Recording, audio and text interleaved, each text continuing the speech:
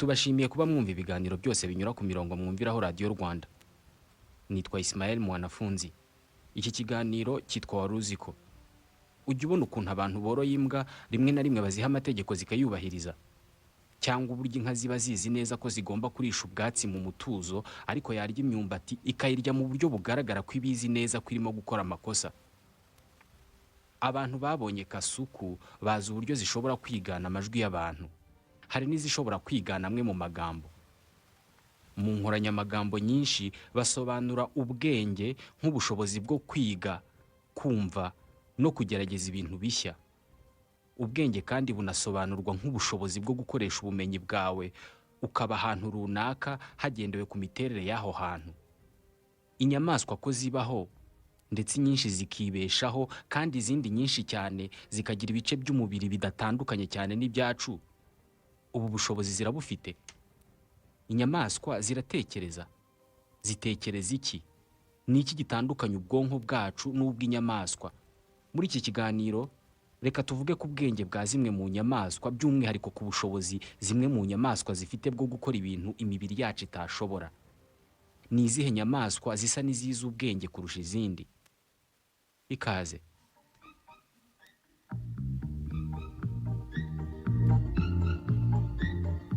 Ikintu gikomeye kidutandukanya n'inyamaswa ntabwo ari ukuba tuzi ubwenge bwo gushaka ibitubeshaho kandi neza gusa, ahubwo itandukaniro ry'ibanze rishingiye ku mibanire.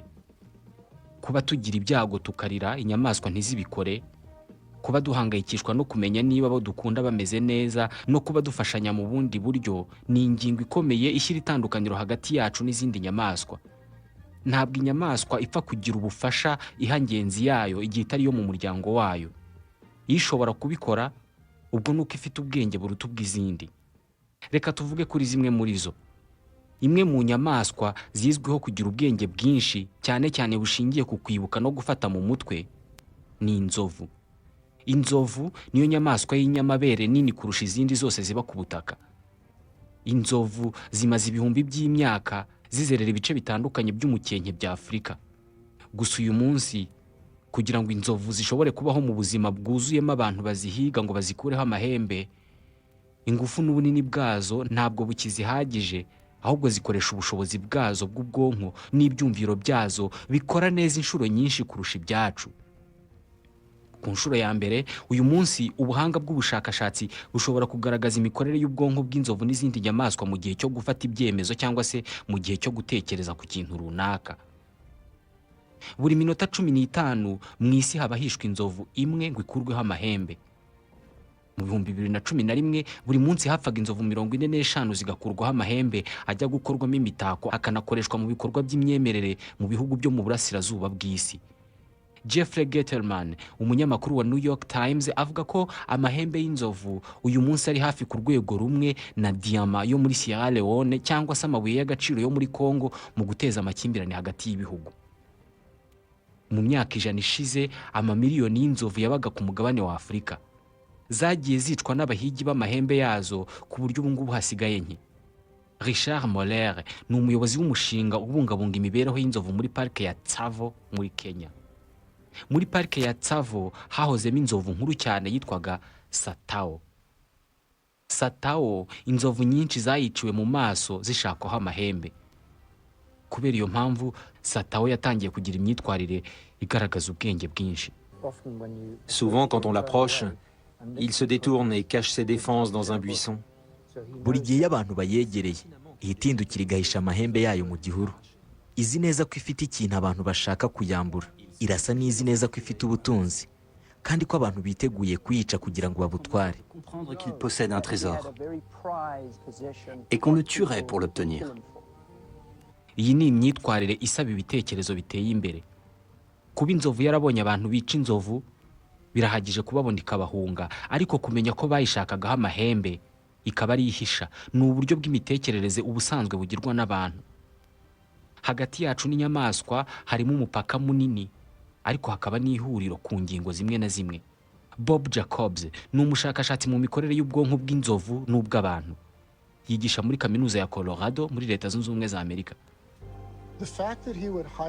Cacher ses défenses en présence des hommes est le signe de son guhisha amahembe yayo igihe ibonye abantu nibyo bita la théorie de l'esprit. Bivuze ko itekereza ibyo umuntu ari gutekereza igahita ihindura imyitwarire Il yayo. l'interprète et modifie son comportement en conséquence. ubushobozi bwo kwitwara gutya bushingiye ku ngingo imwe: kwimenya. Kwimenya ni ubushobozi bw'ikinyabuzima bwo kwishushanya mu mutwe wacyo ubwacyo kikabona ishusho gifite kidakoresheje amaso. Abashakashatsi bakoresha indorerwamo mu kumenya niba inyamaswa ifite ubwenge bwo gutekereza ku buryo yimenya. Inyamaswa yireba mu ndorerwamo ikamenya ko ariyo ibiri mu zizi ubwenge buteye imbere. Inyamaswa nke nizo zifite ubushobozi bwo kwireba mu ndorerwamo zikimenya. Ni inguge, inyoni zitwa pi, inyamaswa zo mu mazi zitwa dauphin n'abantu. Ku nyamaswa zifite amaso areba neza nk'ay'abantu, indorerwamo ni uburyo bwiza ku bashakashatsi bwo gupima ubushobozi bwazo bw'imitekerereze. Gusa inyamaswa zimwe nk'imbwa nta kindorerwamo izimarira kuko icyumviro cyazo cyo kubona kiri hasi kurusha icyumviro cyo guhumurirwa. Amaso nicyo gice cy'umubiri kidafite agaciro kanini ku nzovu. Inzovu ntabwo zireba ibintu mu mabara yabyo kuko amaso yazo ateye ahagana ku mpande, zishobora kureba ahantu hanini ariko resolution cyangwa gucya kw'amashusho kukaba kuri hasi cyane. Zireba ibintu nk'uko wafunga amaso yawe ukageza muri 1/2. Ibintu byose biba bisa n'ibirimo ibihu. Guhumurirwa kwazo uko kuri hejuru ishobora gukurikira inzira yanyuzwemo na ngenzi yayo mu minsi 2 ishize, ikagenda yumva impumuro iyo ngenzi yayo yasize. Ishobora kumenya ahantu hari amazi mu birometero byinshi kubera impumuro y'igishanga. Kuri twe agace k'ubwonko gashinzwe impumuro kangana na ka kantu bikurugutuza coton tige.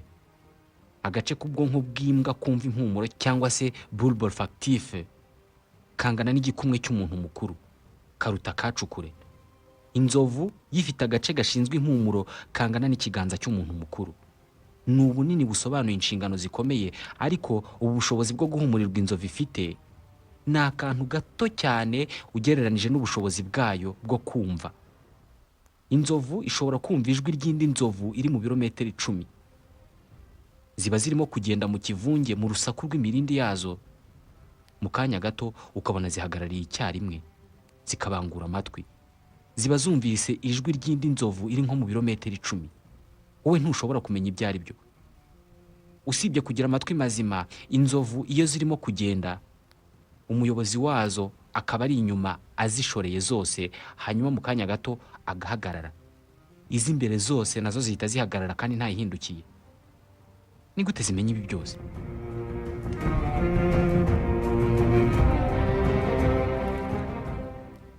Hari abantu batekereza ko inzovu ifite icyumviro cya 6, ariko siko bimeze. Iyi nzovu ivuze isohora ijwi ripima decibel 120.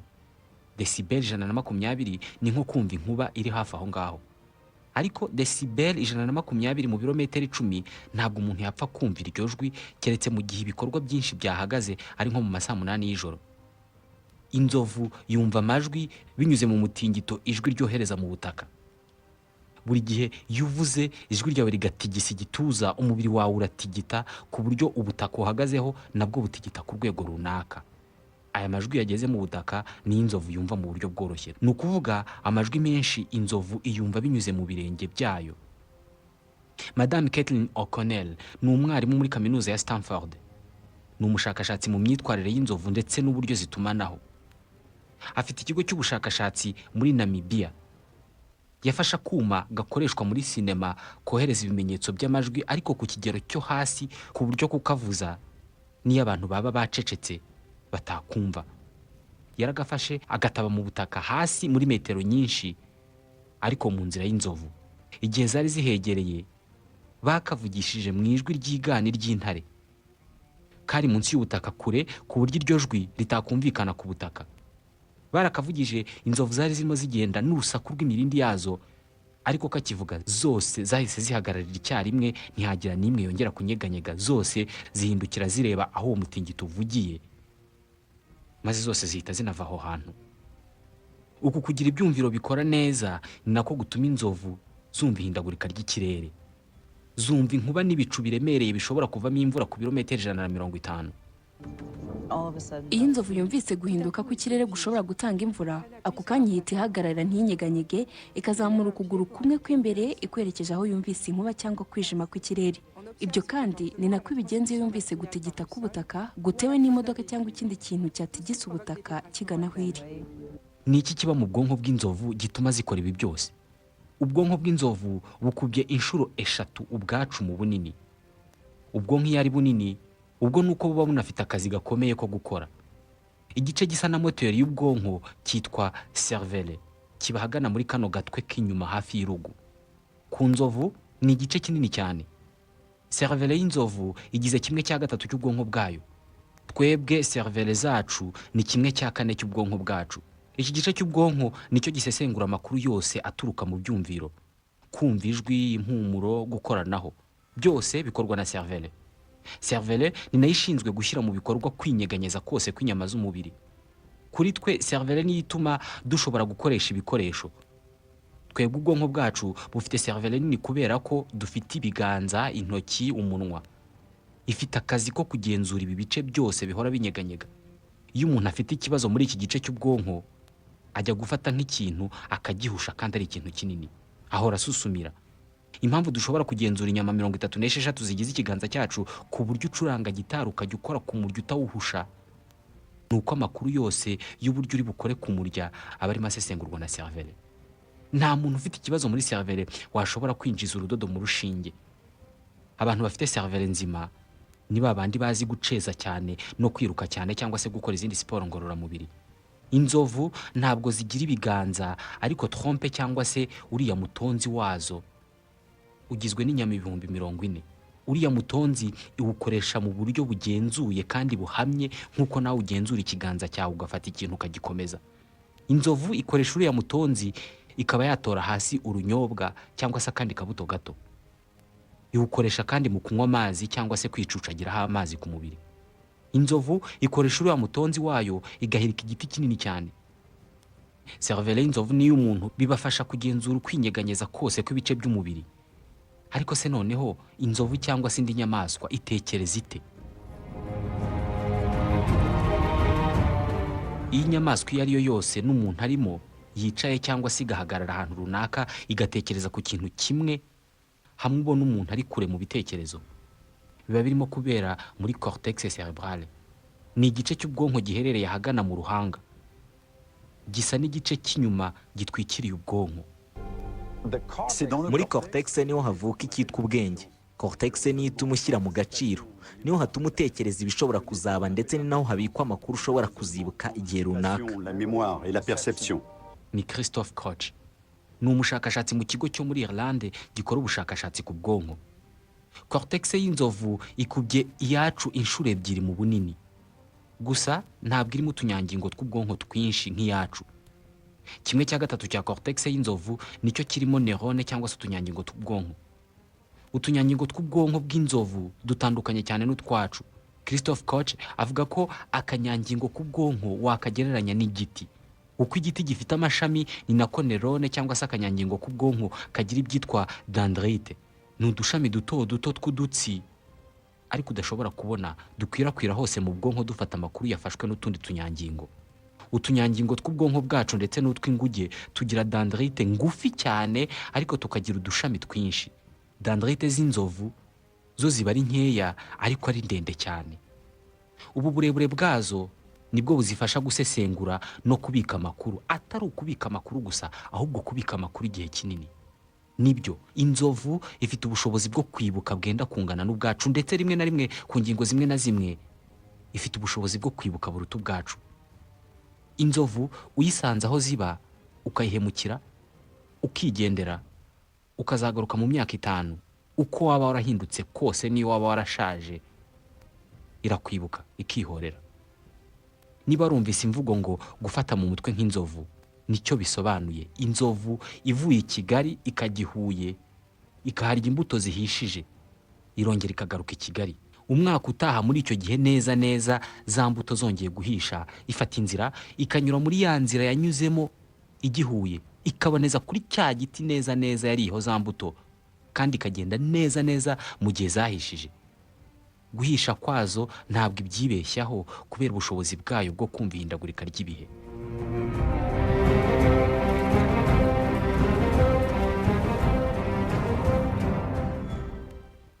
Hari izindi nyamaswa zifite ubwonko n'ubushobozi bw'imikorere y'imibiri bitandukanye cyane n'ubw'ibindi binyabuzima. Niba Leta Zunze Ubumwe za Amerika zarahisemo kagoma cyangwa se aigle nk'inyamaswa igomba kujya mu birango byazo, ni uko iyi nyoni igaragaza ubutware bw'ikirenga, pouvoir suprême et l'autorité. Kagoma ifite ijisho rireba kurusha ibinyabuzima byose. Abanya-Espagne bareba umuntu ugira amakuru kurusha abandi bakavuga ko afite amaso nk'aya kagoma, vista do aguila. Muri Bibiliya mu gitabo cya Yobu ibice 39 umurongo wa 27 naho haranditse hati, mbese ni wowe utegeka kagoma gutumbagira mu kirere no kubaka icyare cyayo hejuru cyane kugira ngo iture ku rutare kandi irare ku ryinyo ry'urutare n'ahantu hatagerwa? Aho niho ishakira ibyo kurya, amaso yayo akomeza kureba ibiri kure cyane. aya maso yayo ntabwo wayabonye henshi. Kagoma ishobora kureba urukwavu ruri mu birometero 2 ikarubona neza n'umuvuduko rurimo kugenderaho. Ibi byanditse mu gitabo cy'uduhigo Guinness de Record ku nyamaswa. Igitabo Oiseaux de Grande-Bretagne kivuga ko ubushobozi bwo kureba kagoma ibukomora ku bunini bw'amaso yayo. Ifite amaso ari ku gice kinini cy'umutwe wayo. Amaso ya kagoma afite utunyangingo dukura urumuri tukaruhinduramo amashusho ari two bita photorecepteur zikubye inshuro 5 mu bwinshi izo twe dufite mu maso yacu. Ijisho rimwe rya kagoma riba ririmo photorecepteur cyangwa se utunyangingo dukurura amashusho tugera kuri 1,000,000 kuri buri milimetero kare imwe. Nibyo wabyumvise neza, 1,000,000 kuri buri milimetero kare imwe. Twebwe tugira photorecepteur 200,000 kuri buri milimetero kare imwe.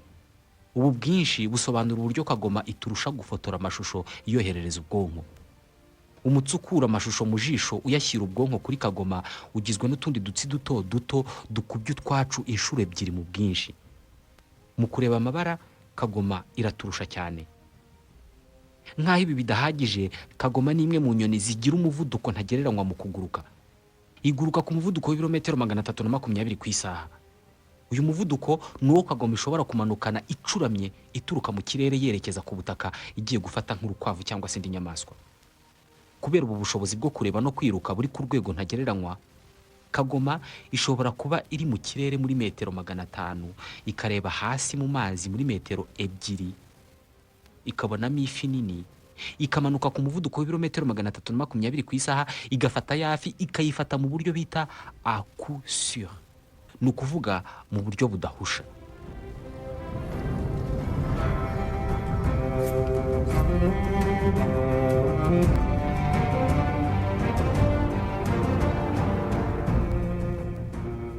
Niyo nyoni irusha izindi kubaho igihe kirekire. Ishobora kubaho imyaka 70, ariko nayo kugira ngo ibigereho bisaba gufata ibyemezo bitashoborwa n'ibinyabuzima byinshi natwe turimo. Kagoma iyo ifite imyaka 40 y'amavuko, inzara zayo ziba zarihinnye cyane ku buryo ibitagishobora gufata umuhigo ngo iwukomeze. Ibishaje, umunwa wayo ubundi usanzwe usongoye cyane uba warihinnye cyane ku buryo nta kintu kinini byishobora kwimarira. Amababa yayo aba yararemereye cyane kubera gusaza no kuba manini. Biba bigoye kuguruka ku buryo iyo uyibonye ubona ko iri mu minsi yayo ya nyuma. Aha iba ifite amahitamo 2, gupfa cyangwa se gufata andi mahitamo y'ububabare bw'iminsi 150 bwo kwiyuburura. Aya mahitamo y'ububabare ni ukuguruka ikajya ahantu ku mpinga y'umusozi hari amabuye akomeye cyane kandi asa nayegeranye. Iyo ibonye ahantu hameze gutyo, ikubitana ingufu nyinshi umunwa wayo kuri ya mabuye, ikabikora mu buryo bw'ububabare bukomeye, cyangwa se igafata umunwa wayo ikawucomeka hagati muri ya mabuye ikagerageza kuwuvuna kugeza ucitse ukayivaho. Iyo imaze kwikiza uwo munwa ushaje, itegereza ko hamera undi mushya izifashisha yikuraho za nzara nazo zishaje ndetse n'amababa nabyo hakamera ibindi bishya. Iyo ishoboye gukora ibi byose, iba yungutse indi myaka 30 yo kubaho. Ni igikorwa cyitwara nibura iminsi 150, amezi 5. Hari abantu batekereza ko mu nyamaswa zose zibaho ifi ariyo nyamaswa y'injiji. mu myaka ya za 80 hari abashakashatsi bemeje ko ifi ifite ubushobozi bwo kwibuka ikintu mu gihe cy'amasegonda 3 yonyine, nyuma yaho ikaba itakibuka ibyabaye. Amafi yakunze gutungwa agatoki ni twa tundi duto abantu borora mu mazu yabo mu aquarium cyangwa se poisson rouge. Abemeza ko ifi ari injiji babishingira ku kuba hari amafi menshi abona indobani mu mazi, ikaza ikarya ku kintu bayishukishije kuri iyo ndobani, indobani ikayifata kubw'amahirwe ikayicika. Iyo ibonye irokotse iyo ndobani yikoza hirya nk'amasegonda 3 igahindukira ikagaruka igahita yongera ikaruma kuri ya ndobani, indobani ikayifata. Benshi mu bemeje ko ifi yibagirwa vuba bavuga ko iyo imaze kurokoka indobani ihita yibagirwa ibyabaye ntigire amakenga na make. Bahera banavuga ko nta fi n'imwe muzibaho izi ndobani cyari cyo, kuko amafi yose niyo barimo kuroba kano kanya yamaze kwibagirwa uko indobani isa. Gusa nubwo hari abavuga ibi, mu 2011 hari abashakashatsi b'Abanya-Israel batoje amafi yabaga ahantu mu cyuzi kujya aza gufata ibyo kurya ahagana ku nkombe yacyo buri uko bavugije inzogera kandi buri gihe ku isaha imwe. Babikoze mu gihe cy'ukwezi bahita babihagarika. Nyuma y'iminsi 55 barongeye bavuza ya nzogera, ya mafi ahita aza kureba ibyo kurya bigaragaza ko yibukaga iyo nzogera. Inkuru z'ubu bushakashatsi ushobora kuzisoma ku rubuga rwa internet kidscience.cafe.org.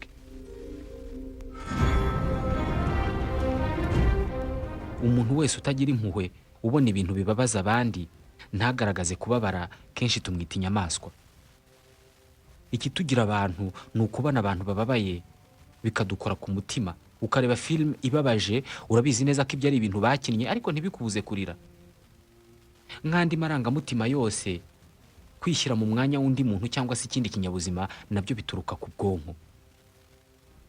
Mu kigo cyitwa Max Planck muri Luxembourg, abashakashatsi biga ingano yo kwifatanya kw'abantu mu kababaro mu gihe cy'ibyago cyangwa se cy'ibibazo runaka.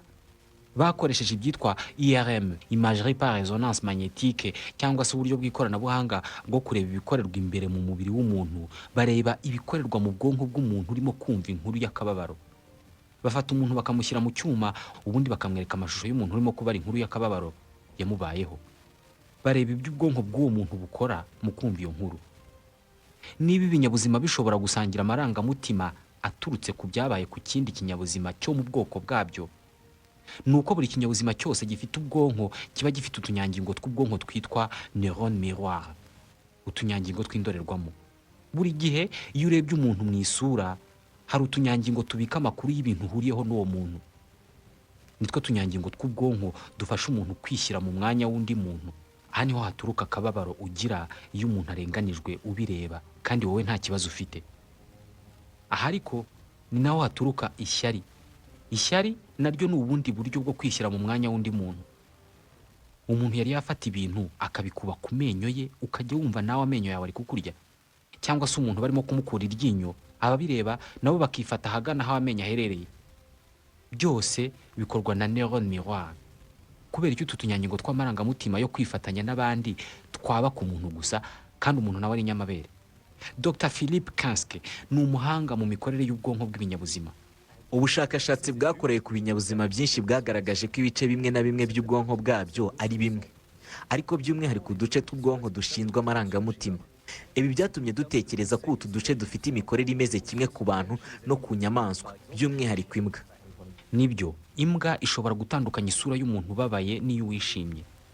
Budapest muri Hongria, muri kaminuza Holland Etvos, abashakashatsi bagerageje kumenya uburyo bw'imikorere y'amarangamutima mu bwonko bw'imbwa. Mu byuma byabo bitegereje ubwonko bw'imbwa irimo gutekereza. Bari bagamije kureba itandukaniro n'ihuriro riri hagati y'ubwonko bw'umuntu n'ubw'imbwa. Imbwa imwe barayifashe bayishyira mu byuma bituma bareba mu bwonko bwayo, maze bayumvisha amajwi avuga gutya. Ni utuhe duce tw'ubwonko bw'imbwa dukora iyo irimo kumva amajwi y'izindi mbwa. Imikorere y'ubwonko bw'imbwa igenda ihinduka bitewe n'amajwi yumvise. Mu gihe kirekire abahanga mu mitekerereze batekereje ko inyamaswa zigendera ku maguru abiri arizo zonyine zifite uduce tw'ubwonko dushinzwe kumva amajwi ya ngenzi zazo. Mu bwonko bw'umuntu hari icyitwa cortex auditif. Aha niho hari zone ishinzwe kumva mu buryo bwihuse ijwi ry'umuntu. mu ijoro cyangwa se ku manywa iyo wumvise amajwi y'imbwa zirimo kurwana ushobora guhita wikomereza akazi kawe nta kibazo, ariko umuntu wese wumvise umuntu ataka ahita abwira abandi ati muceceke twumve. Cortex auditif, iyi zone imbwa irayifite. Ikindi imbwa zigira ni ubushobozi bwo kureba. Ku birebana no gucya kw'amashusho turayirusha kuko yo ibona ibintu byose mu bururu n'umuhondo gusa. Mu maso y'imbwa nta cyatsi n'umutuku bibamo. Imbwa zose zibona neza ibintu biri hafi gusa. Kuri zo muri metero 5 ikintu kizamo ibihu. Gusa imbwa zifite ubushobozi bwinshi bwo kubona ukunyeganyega kw'ibintu.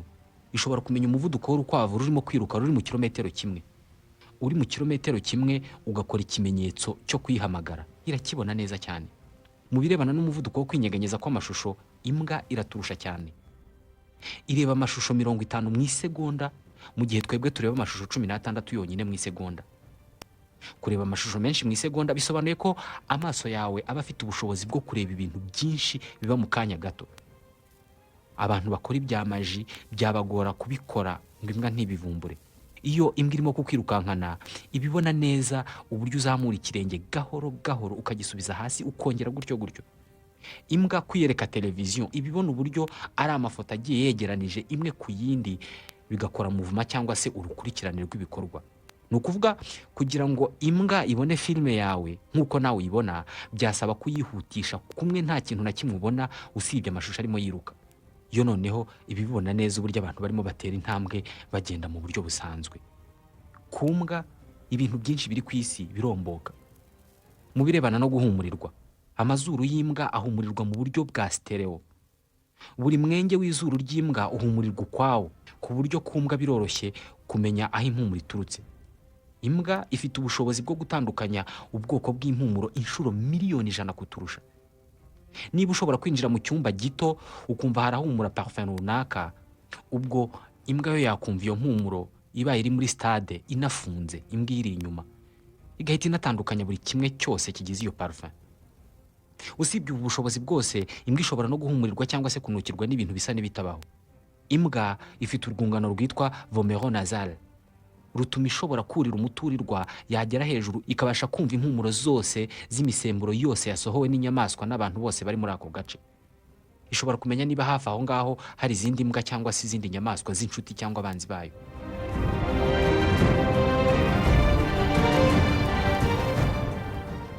Abapima ubushobozi bwo gutekereza no gufata ibyemezo ku nyamaswa, hari nyinshi bemeza ko zifite ubwenge ubusanzwe zitatekerezwaho. Izi nyamaswa zishyirwamo igikona. Mu nyoni zose igikona gishyirwa ku mwanya wa mbere mu kugira ubwonko bufata mu mutwe.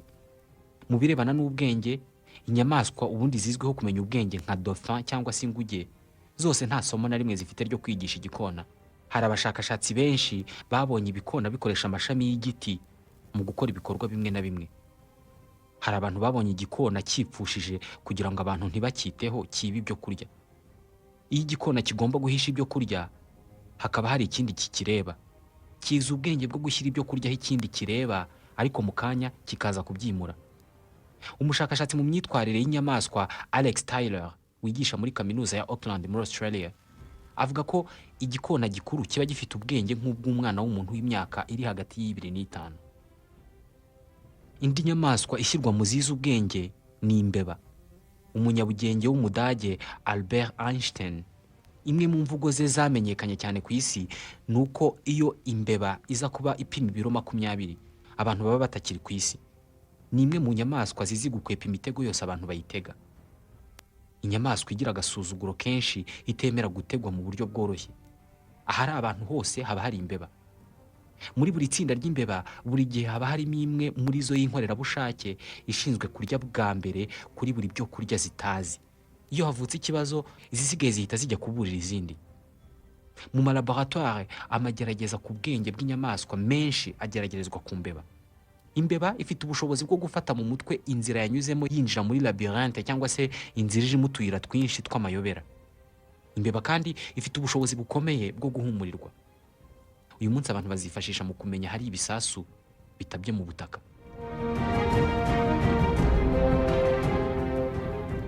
Hari agace k'igitabo Vivre sa paix intérieure cya Baba Haridas kavuga ko ingingo imwe itandukanya umuntu n'izindi nyamaswa ari ukwimenya, la conscience de soi-même. Baba abantu cyangwa se inyamaswa bose bararya, bakumva ubukonje n'ubushyuhe, bakagira inzara. Gusa iyo inyamaswa ifite inzara ntabwo imenya ko ibyo bintu irimo kumva ari inzara cyangwa se umunaniro, mu gihe umuntu we abimenya akavuga ati mfite inzara. Umuntu afite ubushobozi bwo gufata umutimanama we akawiyerekezaho awusanishije n'ibirimo kumubaho ako kanya. Nicyo gituma agira inzara, akamenya ko ari inzara, akanamenya icyayiteye ndetse n'icyayimukiza. Gufata umutimanama wawe ukawiyerekezaho nibyo bituma umuntu amenya ko ari mwiza cyangwa se ari mubi, mu gihe nta ntare cyangwa se impyisi ishobora kumenya ko ari nziza cyangwa se ko ari mbi. Niyo mpamvu inyamaswa zitagira amarangamutima yo gukundana igihe bitarimo amaraso cyangwa indi sano y'umuryango. Iyi niyo mpamvu iyo bashaka kumenya ingano y'ubwenge bw'inyamaswa bakoresha indorerwamo. Naha dusoreje ikiganiro waruziko cyo kuri uyu munsi. Nitwa Ismail Mwanafunzi, ndabashimiye.